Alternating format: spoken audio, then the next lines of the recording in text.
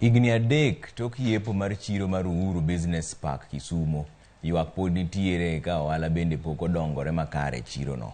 Ywak bende pod nitie ewi midhiero manie chiro no endo. Jo-ohala ma uso e chiro no medo ywak kwayo ka jowetegi bende mamoko mondo mi oriwre kodgi e yor neno ni chiro no omedo jiwore. Millicent Adhiambo miyo ler mar wachni.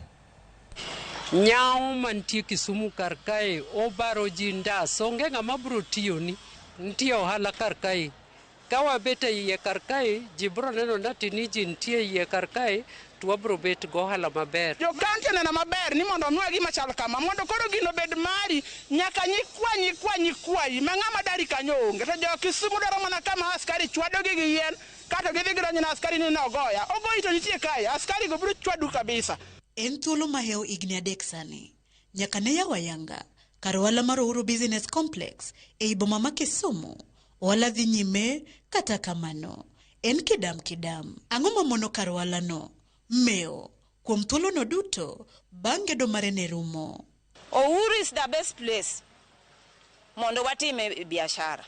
Weuru weyo ni udwa lauru, udwa dok chien, fitina matindo tindo. Ni udwa ni waritu to wine udi ya ma ok timre. Aseyudo financial institutions mabiro ga wuotho ka, gidwaro ni mondo ging'i ni watimo ang'o, to wanya tudore kodgi e yore mage mondo mi gikonywa gi pesni matindo tindo mwanyalo tegogo ohendniwa. To ka gibiro ka giyudo ka ji tin, kendo ka gibiro gineno ka ohala mwatimo kamoro ok en ohala manyalo miyo waduoknegi pesnigi. Ohala ng'eny Kisumu moko yudo space. To nitie jowa moyudo manigi barua to wacho ni en space moyudo no ok onyal chamo space. Akwayi ni ng'at manoyudo space bi mondo waloko Uhuru Market mondo chiro ne opik.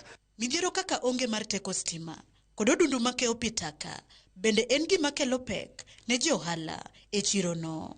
Ung'e maber ni biashara mang'eny timore gi stima. To nikech jo-ohala no hiny, stima bende onge. Drainage ni nitie gi blockage. Sama koth chwe to en kama ipuke gik moko, odhi modinre makoro ok onyal ringo. Ere kaka wanyalo yudo cho moro mondo omed choche manitiegi? Ywak kod kwayo magin go ne sirikal gin mage. We requested the county government to go with the speed to make sure that those who are outside there, they come in and they take their spaces so that they pick their business so that we can move together. Dwar mondo ng'ama ok dwar stolo mi ng'ama dwaro. Kik chun ng'ama ok dwar gi gimoro. Nikech gini, komiya go to ane momiya go biro konya, ok obi konyo governor kendo, be ok obi konyo city manager kendo. Parcels, collection and delivery. Ginyalo kelo no market kamago gik mabiro boost market ni. Maka gikelo, to abiro appreciate the county mondo mi Uhuru Market opik. Ten boma ma Kisumu to osingo tieko midhiero e chiro no.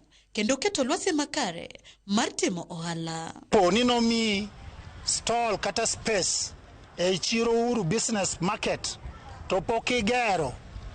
Koro space nino sirikal osekao dhi miyo jo-ohala ma oikore mar biro mondo timo ohala ka. Malalamiko to gi ywak mag jo-ohala to kaka sirikal wadhi loso gi jo-ohala. Seche maten kaunti ma Kisumu medo dhi nyime kod keto kenge mag meo ohala e chiro ni Uhuru Business Complex. Ata malario mag jo-ohala ma osechopo kae mondo dhi nyime kod ohala, jiwo jowetegi mapok ochopo mondo chop mapiyo ka ok kamano. To stondegigo ibiro mi jogo mani kod dwaro mar timo ohala kaka yorno mar neno ni chiro ni oringo kaka chiche mamoko.